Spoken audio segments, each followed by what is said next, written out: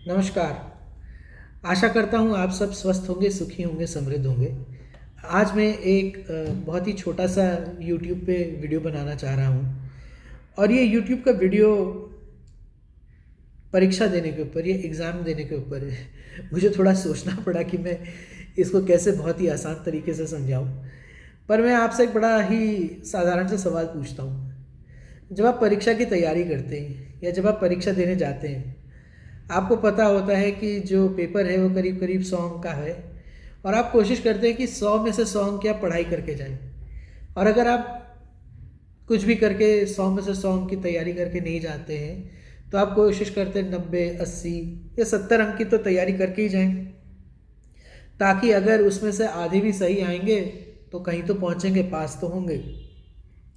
अब 2024 का जो इलेक्शन है वो बहुत हद तक सारी की सारी पॉलिटिकल पार्टियों की एक परीक्षा है। ये परीक्षा नेशनल लेवल की परीक्षा, मतलब राज्य लेवल पे, राज्य के स्तर पे नहीं है, पर पूरे के पूरे भारतवर्ष के स्तर पे ये परीक्षा है। और इस परीक्षा को जैसे कांग्रेस पार्टी वो तो कई सालों से देती आ रही है और कई सारी, अब तो बीजेपी को भी इस परीक्षा का काफ़ी अनुभव हो गया है। ये सारी पार्टियां उस परीक्षा की तैयारी करती हैं। अब देखिए, परीक्षा आने के लिए करीब करीब अब 3.5 महीने ही बचे हैं और जैसा आप सभी जानते हैं कि नरेंद्र मोदी जी और बीजेपी और एनडीए गठबंधन काफ़ी हद तक उस परीक्षा की तैयारी कर चुका है।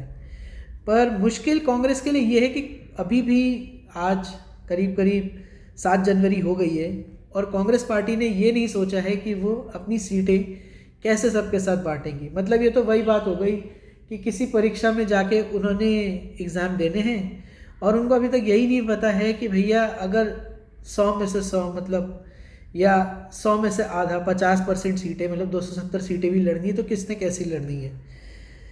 इसमें सबसे बड़ी मुश्किल ये है कि अगर आप देखें कि बंगाल में दीदी हैं, दीदी के पास करीब करीब 42 सीटें, छोटा अंक तो होता नहीं है, और 12 सीटें करीब करीब पंजाब में, हमारे 13 सीटें करीब करीब पंजाब में केजरीवाल जी के पास है।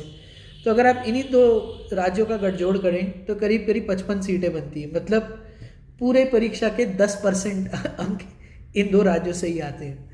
पर अगर आज की तारीख में कोई भी जाके दीदी को या हमारे केजरीवाल जी को, जो बहुत ही जल्दी जेल जाने वाले हैं, उनसे जाके पूछे, या राहुल गांधी जी से कांग्रेस में जाके पूछे कि भाई कितनी सीटें किसको मिल रही हैं, इन सीटों का किसी को कोई अनुमान नहीं है।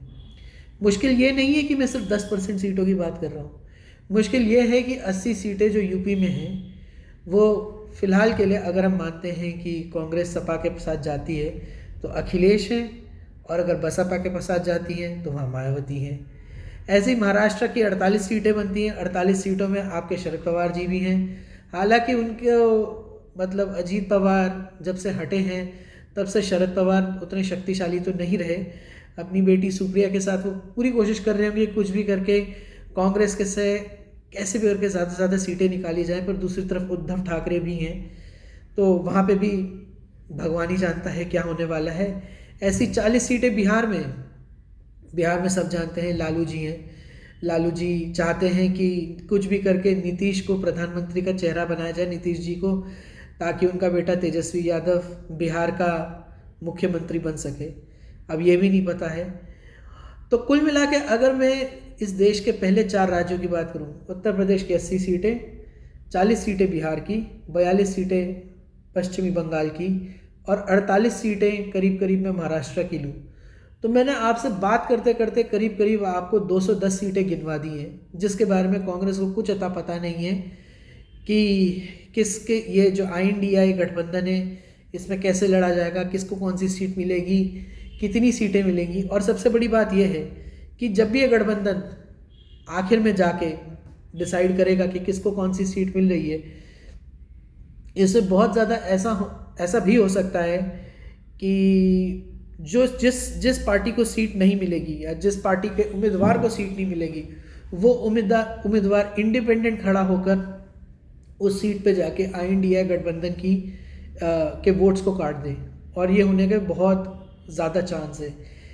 मेरे को लगता है कि करीब करीब मोटा मोटा आप लगाएं तो, अभी तो मैंने आपको 210 सीटें करीब करीब गिनाई हैं, पर करीब करीब 250 से 300 सीटें हैं जहाँ पे कांग्रेस को बहुत जल्दी, मतलब क्योंकि INDI में तो सबसे बड़ी पार्टी वही है, उसे बहुत जल्दी जाके इस बात का अनुमान लगाना पड़ेगा और ये समझना पड़ेगा कि किसको कौन सी सीटें मिलेंगी, क्योंकि अब उनके पास ज़्यादा वक्त नहीं बचा है और जैसे जैसे वक्त बीतता जाएगा उन सीटों में और भी ज़्यादा रुझान NDA की तरफ होने लग जाएगा। आशा करता हूँ आपको मेरा एनालिसिस पसंद आया होगा। ये तो मई के बाद ही पता चलेगा कि जो 250 से 300 सीटें मैंने बताई है जहाँ पे कांग्रेस को कुछ नहीं पता वो क्या करने वाली हैं, वो कहाँ पहुँचेंगी, उसका रिजल्ट तो तभी पता चलेगा। पर आशा करता हूँ तब तक आप सुखी रहें, समृद्ध रहें और अगली बारी तक धन्यवाद।